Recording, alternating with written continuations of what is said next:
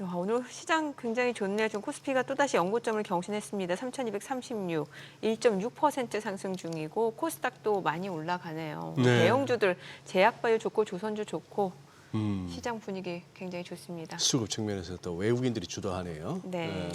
올라오니까 또 개인들은 또 차익 실현하는 양상이고. 아니 근데 지금 뭐 반도체 얘기하고 하이닉스 얘기했는데 더 날아가는 데는 딴 데네. 네, 제약바이오, 제약바이오. 뭐 원전, 원전, 조선 이런 쪽 좋습니다. 지금 자동차는 어때요?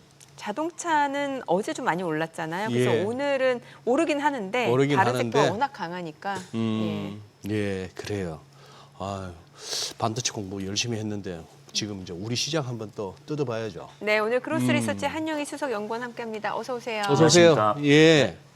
여기까지 오시느라 고생하셨어요. 오시면서도 뭐 시장은 계속 체크하셨을 것 같은데 아니, 예. 그렇게 멀진 않았습니다.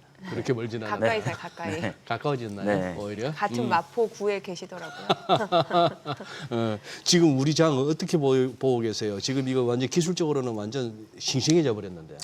뭐 일단은 가장 중요했던 게 이제 SK 하이닉스 실적이었습니다. 네네. 네, 실적은 뭐 나름대로 잘 발표를 했는데 그래서 일단은 중요했던 거는 뭐냐면 실적은 모두가 잘 나올 걸 예상했기 때문에 그렇게 크게 반응하고는 있지는 않습니다. 지금 그래도 뭐 NXT에서 뭐 3% 정도보다는 좀 올라가고 있기는 한데 오히려 엔비디아 쪽에 HBM4에 들어가는 일정이나 그다음에 용인 공장이 용인 팹이 얼마나 빨리 이루어지느냐에 초점이 맞춰지고 있었거든요. 예. 근데 실적도 중요하긴 하지만은 그러니까 지금 오히려 더 튀는 탄력성이 있는 데는 어디였냐면 소캠 쪽이었거든요. 소캠. 아까 네. 공부했어요, 소캠. 네, 소캠 쪽인데 이제 TLB라든지 네. 뭐 이런 기판 쪽이 좀 올라가는 부분들을 보자면 여기서 나온 이슈가 하나가 뭐였냐면 하반기에 엔비디아 소캠 공급한다. 라는 내용이 나왔습니다. 그래서 이제 컨콜이 저도 지금 방송을 하고 있어서 듣지는 못하고는 있는데 결국에는 하이닉스가 엔비디아 쪽이랑 더 밀접한 관계가 되어 있고 여기에 관련된 이제 소캠 공급사라든지 뭐 PCB 장비 뭐 이런 업체들이 좀 수혜를 지금 많이 받고 있지 않나. 먼저 튀어나간다라고 보시면 좋을 것 같습니다. 그래서 일단 실적은 너무나 잘 나왔고요. 조금은 아쉬웠던 게 이제 1분기 대비해서 환차손. 이게 조금 아쉬웠는데 이것만 왜냐면 환율 보시면은 1분기부터 2분기 비교를 해보시면은 1분기 대비 2분기가 뚝 떨어지거든요. 그렇죠. 네, 그렇기 때문에 거기에 대한 환차손이 좀 아쉬웠는데 그래도 이 환차손을 다 극복할 정도로 실적은 너무나 잘 냈다라고 보시면 좋을 것 같습니다. 네, 그래요. 아니 그리고 우리 증시도 증시입니다만 또 테슬라도 실적이 나왔으니까 이것도 좀 네. 봐야 되잖아요. 네, 제가 이거 정리하느라고 진짜 새벽 5시부터 지금까지 정리했는데 네. 거의 3시간 걸리기는 했습니다. 그래서 간단하게 말씀을 드리면 이렇게 어느 정도 좋게 발표를 했는데 왜 이렇게 주가가 많이 빠졌어? 라는 게 좀 있었습니다. 네. 근데 주가가 빠졌다는 얘기는 실적 발표 후 시간에서 빠졌다 그 말씀이죠. 네, 맞습니다. 그래서 시장 예상치는 살짝 하회했어요. 살짝 밑돌았죠. 네, 예. 살짝 매출도 그렇고요. 그러니까 거의 차이 없었거든요. 오히려 실적 발표 딱 하고 나서 오히려 시간에서는 올랐어요. 1% 정도. 근데 어닝콜 시작하고 나서 이게 쭉 빠졌거든요. 아하. 네, 그 이유들이 뭐냐면 자 보시면은 이제 관세에서 좀 드러난 그 실적에 대한 경고들이 좀 있었습니다. 이제 앞으로 어떻게 될 거냐라는 게 있었는데 이제 에너지 스토리지 장치가 지금은 자동차 이후로는 두 번째로 돈을 잘 버는 사업부긴 하거든요. 근데 여기서 이제 그 관세에 대한 부분들, 그다음에 이 EV 세금 공제 만료 이런 부분들이 좀 발목을 붙잡다 보니까 수익성에 대한 경계심이 좀 높아진 거죠. 그래서 여기서 첫 번째 하락 포인트가 있었고, 그다음에 로보택시 서비스에 대한 내용들이 있었는데 어쨌든 시장이 기대했던 내용보다는 좀 더디다. 그러니까 지금 확장되는 속도들 이게 조금 더디다라는 게 있었고 그다음에 마진에 대한 좀 압박이 있었습니다. 그래서 이번 컨콜 같은 경우에는 저도 일론 머스크 등장하면서 지금까지 보고 오기는 했는데 또 XAI에 또 집중을 하겠다라는 내용들까지 좀 포함되면서 네. 좀 단기적으로 부담스럽지 않았나 이렇게 말씀드리고 싶습니다. 뭐 이것저것 이렇게 자금을 많이 땡겨가는 것 같던데 네. XAI도 우리 돈으로 한 16조 원 조달? 네네. 뭐 이것뿐만 아니고 최근 들어 12억 불 정도 조달한 120억 불 조달한 거 120억 불. 네. 그냥 갖고 있는 현금 갖고 해도 되지 않나? 어떻게 보세요? 그런 하기야 뭐 투자. 부족할 겁니다. 왜 그러냐면 지금 콜로서스 2를 만들어야 되는데 네. 콜로서스 2에서 이제 뭐 지금은 H100을 산다라고 하지만 이제 GV200을 사야 되거나 이런 블랙엘 GPU를 사야 될 텐데 그럼 그 단가를 지금 몇십만 장을 경쟁이거든요. 네. 지금 메타가 빨리 가냐, XAI가 빨리 가냐. 결국엔 지금 XAI가 제일 빨리 가기는 해요. 그러면은 여기서 탑으로 되기 위해서는 엔비디아 GPU 필요한 거죠. 그러면은 지금 블랙웰 GPU 선주문을 넣어야 되는데 돈이 필요한 거거든요. 네. 그럼 콜로서스 2를 완성시키기 위해서는 지금 모든 테슬라 에너지 장치도 그 어떻게 보면은 콜로서스에 많이 들어갑니다. 왜냐하면 이 인공지능을 추론할 때 한 번에 전력 확 쓰게 되면은 이게 불안정해지거든요. 그 안정적으로 전력을 공급하려면 뭐가 필요하냐면 테슬라 메가팩이 필요한 거죠. 그래서 테슬라 메가팩을 거의 수십 대, 수백 대를 거기에다 넣습니다. 그것도 이제 연결되는 부분이고 아마 자금 조달을 해야 될 겁니다. 그 정도 GPU를 사기 위해서. 지금 목표는 뭐 몇십만 장이라고 하는데 결국에는 뭐 100만 장 이상으로 확대하겠다고 했죠. 그러면은 자금은 필요할 겁니다. 아직까지 XAI가 수익성으로 갖추기는 어렵다 보니까. 그래서 자금 조달은 좀 필요할 것 같기는 합니다. 야, 오늘 예. 네, 말씀. 예. 테슬라 이제 얘기는 이쯤에서 마무리하면 될까요? 아니면 예. 중요한 게 또 있었습니다. 뭐냐면 자동차 쪽에서는 네. 그 지금 중국이랑 유럽 쪽을 좀 보시면 되는데 네. 중국에서는 FSD 슈퍼바이즈드 출시 준비를 하고 있다라고 밝혔고 이게 규제 승인 대기 중이다라고 네. 밝혔습니다. 그다음에 유럽 쪽에서도 그러니까 FSD 슈퍼바이즈드 출시 준비 중이고 여기도 이제 규제를 대기하고 있다라고 밝혔습니다. 그러면 규제만 떨어진다라고 하면은 일단은 유럽 쪽이나 중국 쪽에서도 FSD 출시가 가능하다라는 거고요.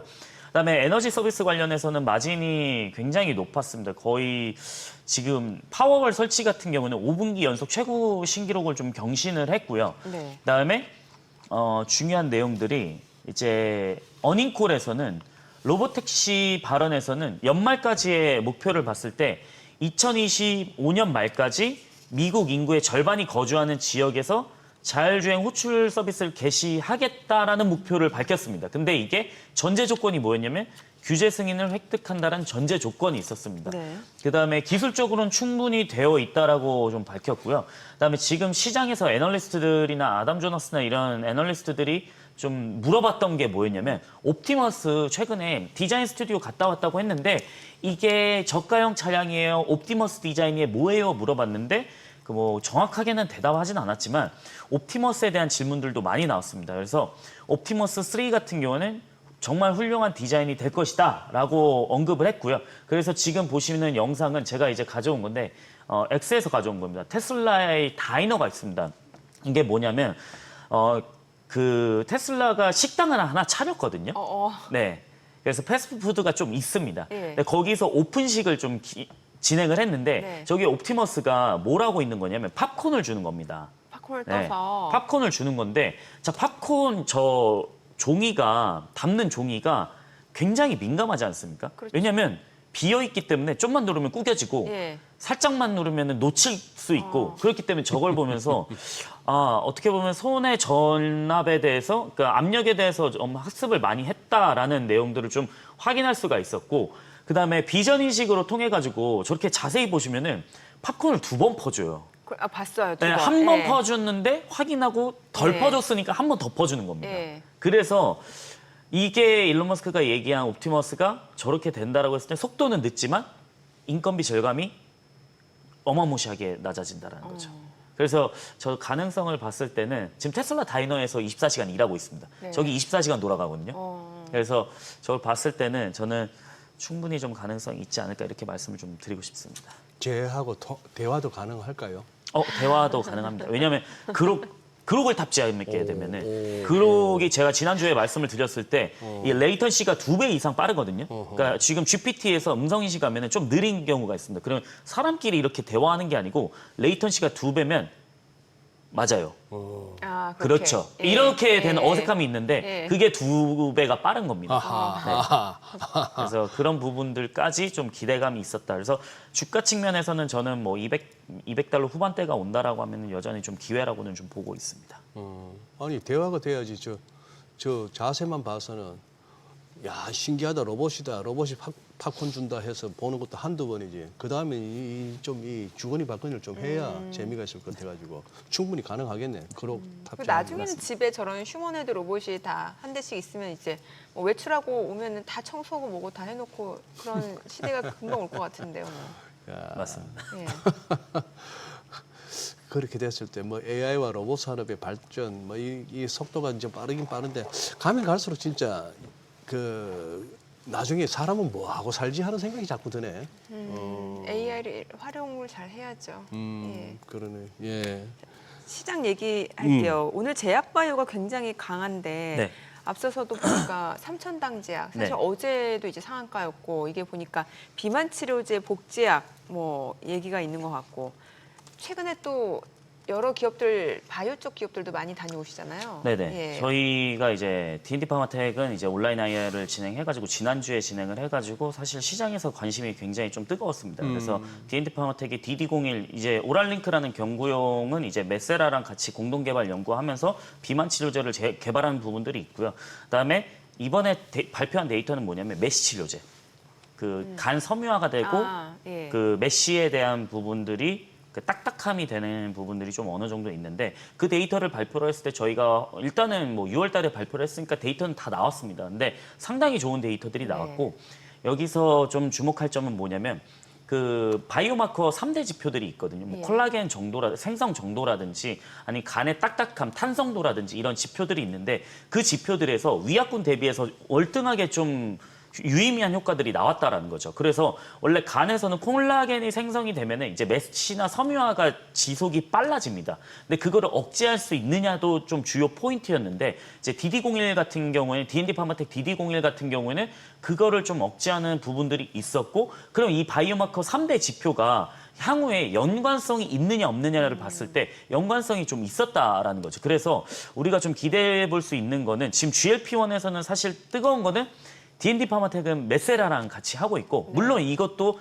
GLP-1 글루카곤이지만 적응증이 이제 메시 치료제 쪽으로 가고 있습니다. 그래서 우리나라에서는 이제 경구용이라고 하면은 일단 D&D 파마텍이나 뭐 킵스파마 뭐 이런 쪽이 있겠죠. 근데 킵스파마는 아직 전임상이어서 휴먼 데이터가 좀 나와봐야지 아는 거고 저희가 어제 탐방을 좀 갔다 네. 왔거든요.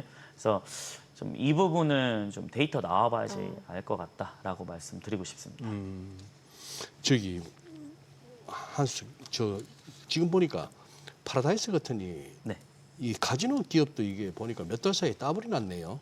이게 무슨 뭐 중국인 단체 관광객 무비자 입국 이런 게 좀 통했나요?